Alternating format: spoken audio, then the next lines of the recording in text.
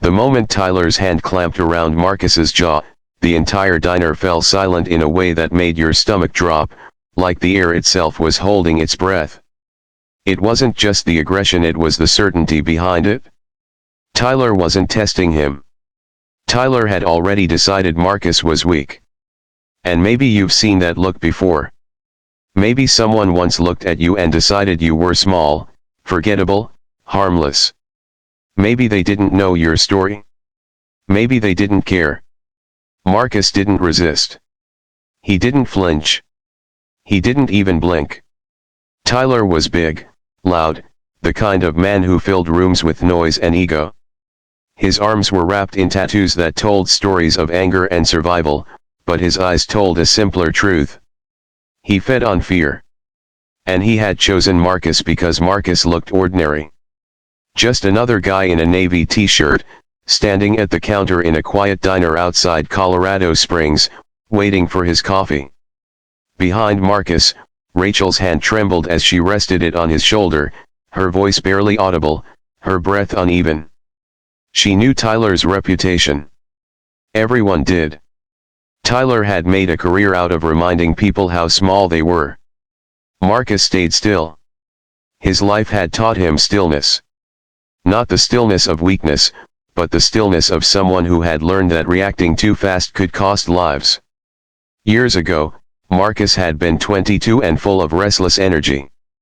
He had grown up in Dayton, Ohio, raised by a single father named Robert, a factory worker whose hands were always cracked and bleeding but whose heart was impossibly gentle. Robert had taught Marcus one thing above all else, that strength wasn't about hurting people, but about protecting them. Then Robert died. A heart attack in the middle of a Tuesday afternoon. No warning. No goodbye. Marcus remembered standing in the hospital hallway, staring at the floor, realizing the world didn't stop for grief. It just kept moving, dragging you behind it whether you were ready or not. That was the day Marcus enlisted.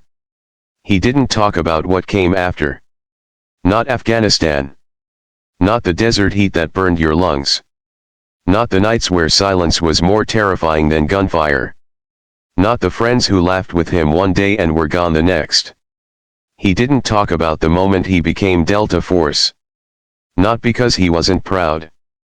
But because pride didn't bring people back. Back in the diner, Tyler squeezed Marcus's face harder, his voice low and cruel, feeding on the attention of the watching crowd. Marcus could feel Rachel's fear behind him. He could feel the tension of strangers who didn't want to get involved. He could feel the weight of memories pressing against his chest. He remembered another moment. A dusty road outside Kandahar. A young private named Justin pinned under debris after an explosion. Marcus had crawled through gunfire, ignoring the pain in his side, ignoring the voice in his head screaming at him to stop. Justin had looked at him with wide, terrified eyes, whispering that he didn't want to die. Marcus had pulled him out. Marcus had carried him. Marcus had stayed calm while everything burned. Justin lived. Marcus never told anyone that part. Tyler leaned closer, his breath heavy with arrogance. Marcus looked into his eyes, and for just a second, he saw it. Not strength. Pain. Pain that had twisted into cruelty. Pain that had never healed. Marcus spoke quietly, his voice steady, controlled, and impossibly calm. He told Tyler to let go. Not with anger. Not with fear. With certainty. Tyler hesitated. It was subtle. Almost invisible. But Marcus felt it. Because Marcus knew fear better than most people ever would. Tyler shoved him instead, stepping back like he needed to prove something. Marcus didn't move. Not forward. Not backward. Just still. Rachel's grip tightened on his shoulder, her eyes searching his face, silently begging him not to escalate it. She knew pieces of his past, but not all of it. Marcus never let her see the darkness he carried. He never wanted her to carry it too. Tyler circled him, trying to provoke him, trying to force him into becoming something violent. But Marcus had spent years learning when not to fight. Because the hardest battles weren't against enemies. They were against yourself. Tyler swung. It wasn't fast enough. Marcus stepped aside with effortless precision, his body moving on instinct carved by years of survival. He didn't strike back. He didn't retaliate. He simply stopped Tyler's momentum, guiding him off balance without hurting him. The room gasped. Tyler stumbled, confusion flashing across his face. He wasn't used to this. He wasn't used to someone who didn't react the way he expected. Marcus could have ended it right there. He could have broken Tyler's arm. He could have dropped him in seconds. But Marcus saw something else. He saw a broken man pretending to be unbreakable. And Marcus knew that story. Because he had lived it. Marcus stepped back, creating space, refusing to become what Tyler needed him to be. Tyler's anger flickered, replaced for just a moment by something fragile. Uncertainty. Marcus spoke again, quieter this time, his voice carrying something deeper than authority. Understanding.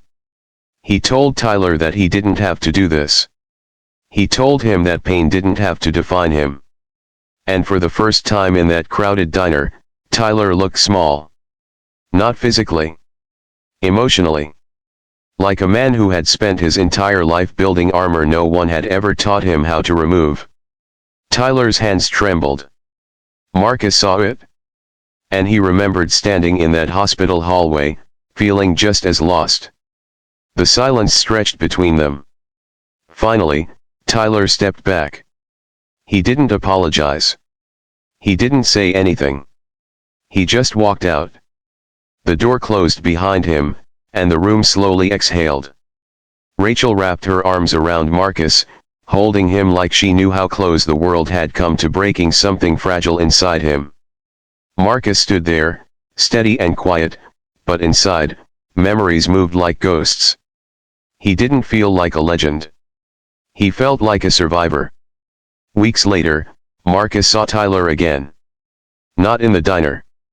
In the parking lot of a hardware store. Tyler looked different. Smaller somehow. He didn't approach Marcus with anger this time. He just nodded once, awkward and uncertain. Marcus nodded back. And in that moment, something invisible shifted. Not forgiveness. Not redemption. But possibility. Because sometimes, the strongest thing you can do isn't proving your strength. It's choosing mercy. It's choosing to break the cycle. Marcus went home that night and sat on the porch, watching the Colorado sky turn gold and then fade into darkness. He thought about his father. He thought about Justin. He thought about Tyler. He realized something he had never fully understood before. Being strong wasn't about winning fights. It was about ending them. Before the story ends, tell me in the comments, have you ever faced someone who underestimated you and how did you respond? And if this story touched something deep in your heart, if it reminded you that true strength is quiet, that